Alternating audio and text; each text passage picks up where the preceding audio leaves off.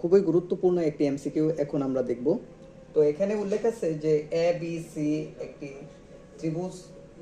এখানে প্রশ্নে বলা আছে এ বি ই কোণের মান কত, এ বি ই এই কোণটার মান কত।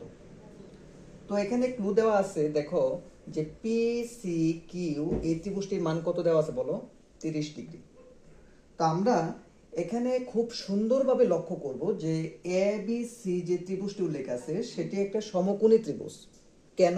কারণ এখানে কিন্তু সমকোণের সিম্বল দেওয়া আছে। মনে রাখবা, সমকোণের সিম্বল কিন্তু যদি দেওয়া থাকে তাহলে সেটা সমকোণী ত্রিভুজ। তো এটা কিন্তু সমকোণী ত্রিভুজের সিম্বল। তো মনে রাখবে এটা সমকোণী ত্রিভুজ। তো সমকোণী ত্রিভুজের সমকোণ হচ্ছে 90 ডিগ্রি, অপর দুটি কোণ সূক্ষ্মকোণ। এই দুটি কোণ কি? সূক্ষ্মকোণ। সূক্ষ্মকোণ কাকে বলে? 90 ডিগ্রি অপেক্ষা ছোট কোণকে আমরা জানি সূক্ষ্মকোণ বলে। তো আরেকটি বিষয় এখানে দেওয়া আছে যেটি পি সি কিউ 30 ডিগ্রি। তো এখানে বিপরীত কোণগুলি পরস্পর সমান। তো বিপরীত কোণ কাকে বলে এটা তোমাদের জানতে হবে। তো বিপরীত কোণ হচ্ছে দুটি সরলরেখা যদি এরকম আড়াআড়ি ভাবে ছেদ করে তাহলে যে দুই জোড়া কোণ উৎপন্ন হয়, দুই জোড়া যে কোণ উৎপন্ন হয় বিপরীত কোণদ্বয় পরস্পর সমান। হ্যাঁ, বিপরীত কোণদ্বয় পরস্পর সমান। এটা যদি 120 ডিগ্রি হয়, এটাও 120 ডিগ্রি, এরকম আর কি। তো এটা যদি 30 ডিগ্রি হয়, নিঃসন্দেহে এই কোণটা হচ্ছে 30 ডিগ্রি।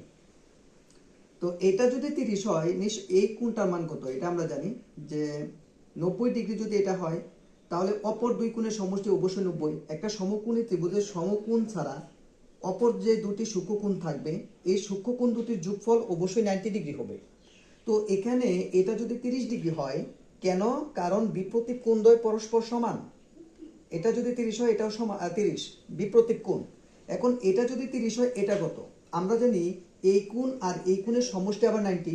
তার মানে এখানে 90 থেকে যদি আমরা 30 বাদ দিই তাহলে 60, এটা হচ্ছে আমাদের 60 ডিগ্রি। হ্যাঁ, আশা করি বুঝতে পারছো। এটা যদি 60 হয়, এই কোণটা কত? খুবই ইজি, কারণ এটা একটা সরল কোণ। এই পুরোটা একটা কি কোণ? সরল কোণ। আমরা জানি এক সরল কোণ সমান কত? 180 ডিগ্রি। তো এখানে যদি সন্নিহিত কোণটির মান 60 ডিগ্রি হয়, বাকি কোণটা কত? 180 ডিগ্রি থেকে যদি আমরা 60 ডিগ্রি বাদ দিই, 120 ডিগ্রি। এটাই হচ্ছে আমাদের কাঙ্ক্ষিত ফলাফল। তো এটা আনসার হচ্ছে সি। তো আশা করি বুঝতে পারছো সবাই।